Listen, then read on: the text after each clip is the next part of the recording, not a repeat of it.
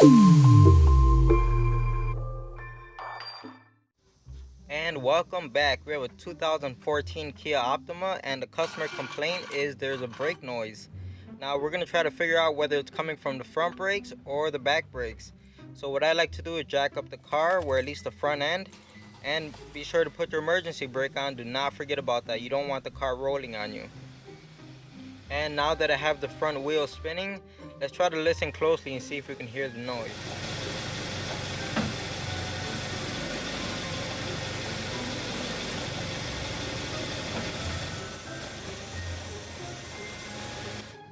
So clearly the noise is coming from the front brakes. Now after this, I did jack up the rear end and just spin the wheels just to confirm or just make sure that it's only the front brakes and there's not an issue with the rear brakes. Now if you're not using an impact gun, make sure to brake loose your lug nuts before you lift up the car. And I should have mentioned this at the beginning of the video, but whenever you lift up the car, always use jack stands. Do not rely on the floor jack. They can fail and bad things can happen, so just play it safe and use jack stands. Okay, so we're here on the right side of the car and you can see how much brake material is left on those pads. So I got my money on that that's where the brake noise is coming from. Now this car doesn't need any rotors at the moment, but what you can do is just run your fingernail across the rotor like I was doing here, and if your nail catches on anything, then you might want to consider changing out the rotor, but these look to be fine. And don't forget to check the back side as well. We have to rotate the caliper upward in order to get access to the brake pads, but there just isn't enough slack in the brake line, so we're going to take off this one fastener to give us the slack that we need.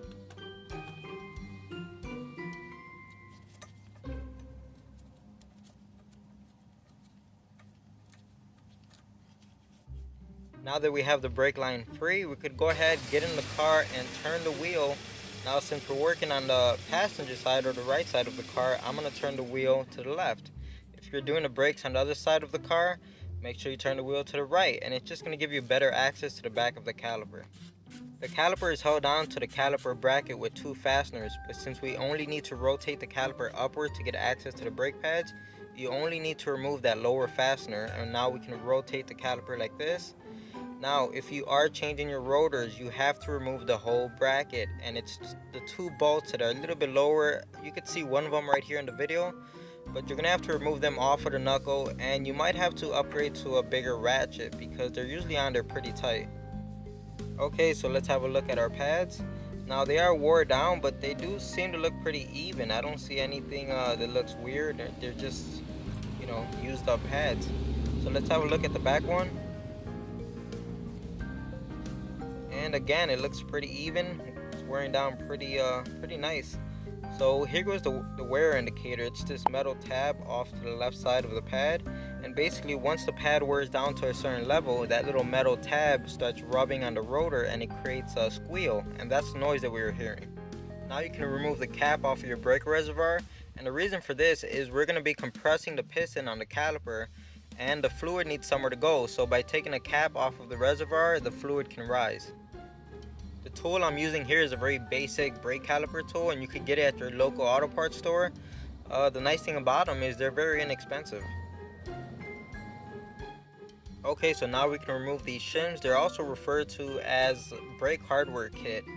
So depending on what type of pads you purchased, if you buy the lower end pads, they usually won't come with the hardware kit, and that's pretty much the situation I have going on today.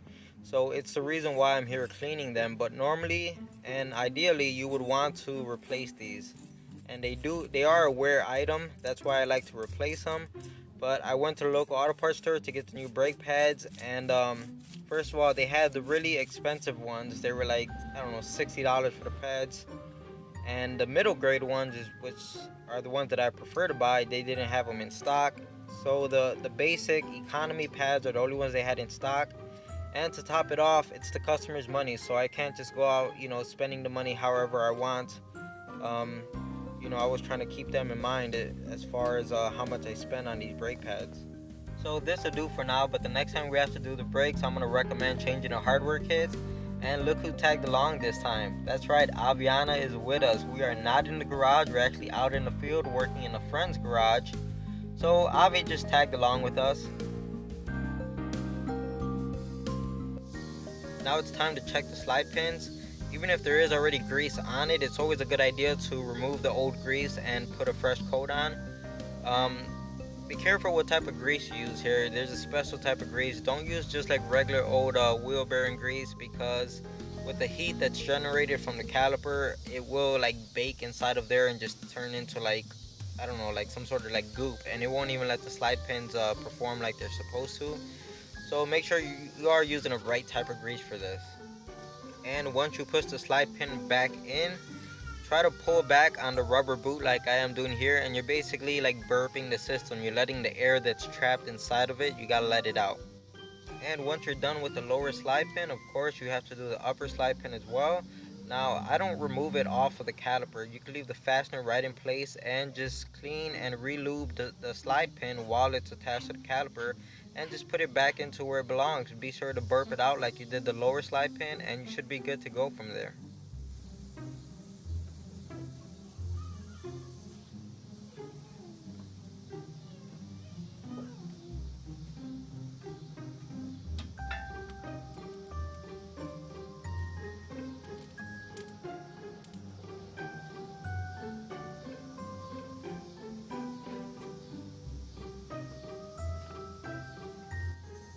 Now that all of that is done, let's have a look at our new brake pads. And if you notice, only one of them has a wear indicator on it. So the one with the wear indicator is the one that goes on the back side or the inside, whichever way you want to look at it. But make sure you put the one with the wear indicator on the back of the rotor, and of course you put the other one on the front side. Now if you notice, they're sliding in very easy. I'm not using any type of force or anything like that, and your pads should slide in freely like that. If you are having trouble getting these brake pads on, it's usually due to rust. So if you see any type of rust that's built up on your caliper bracket, make sure you clean it off, and you should be good after that. With the pads in place, now we can rotate the caliper downward into its original position. Now this fastener for the caliper, I don't believe it had any thread locker on it, but I'm just going to go ahead and apply some blue thread locker because it's what I just always do when it comes down to brakes. It's just a little bit of extra security that doesn't hurt.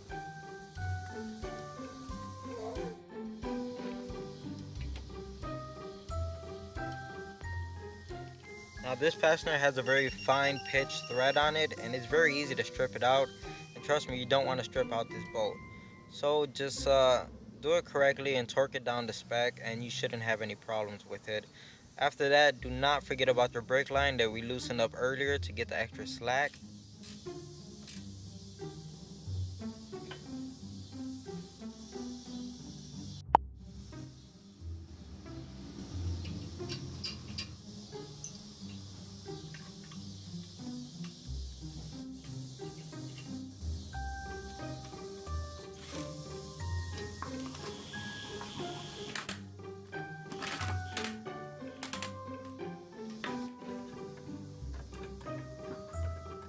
At this point, I've already done the brakes on the left and the right side of the car, so now I can remove my jack stand and floor jack, and once we get the car back on the ground, I can torque all the lug nuts down to spec.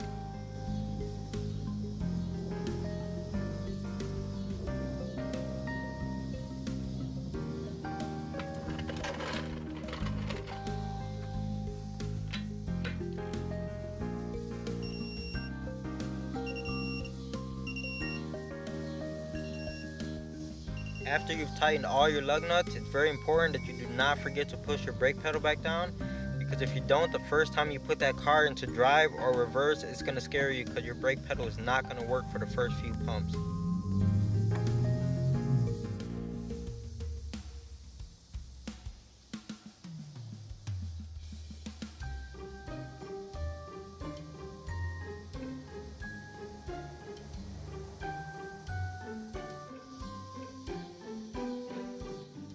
And that's pretty much it for how to change your front brake pads on your Kia Optima. Now if you liked the video, don't forget to give it a thumbs up. If you're considering subscribing, don't forget to hit that notification bell. And like always, thanks for watching.